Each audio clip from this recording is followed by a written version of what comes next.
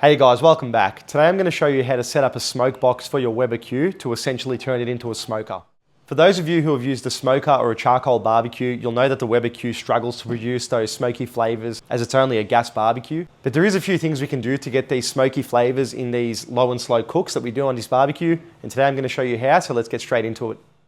All right, to create a little smoke bomb for this barbecue, what we're going to do is start off with a perfectly square piece of aluminium foil. I'm using a heavy duty foil today, which is really good for barbecuing, but you can use any normal foil. It'll work the same. So what we're going to do at the start is we're going to fold this in half, like so. And then we're going to fold it in half again, like that.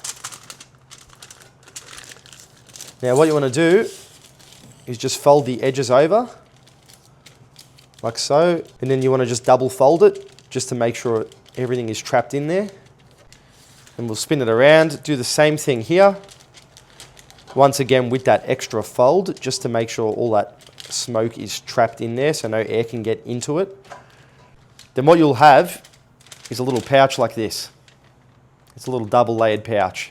Okay, now you'll notice it's quite a big smoke pouch. This is because I've used the heavy duty foil. It comes a bit bigger than normal compared to your kitchen foil that you would have at home. Okay, so once you've created this, you want to go ahead and get your smoke chips.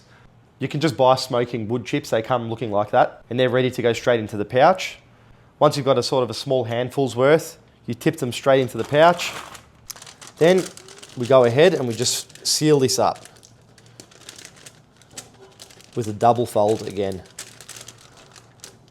Okay, once that's all sealed off, we just poke a small hole in the center here. That's it. One little hole like that is enough. We want to limit the amount of oxygen getting in, and that is enough to make smoke on this barbecue. Okay, so to start the barbecue up, we're going to turn it up to high.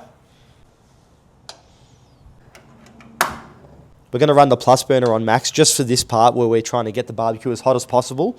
Then we'll pop this smoke pouch on here like so. Close the lid down, and it'll take about 10 minutes or so, and then we'll start to see smoke coming out of it.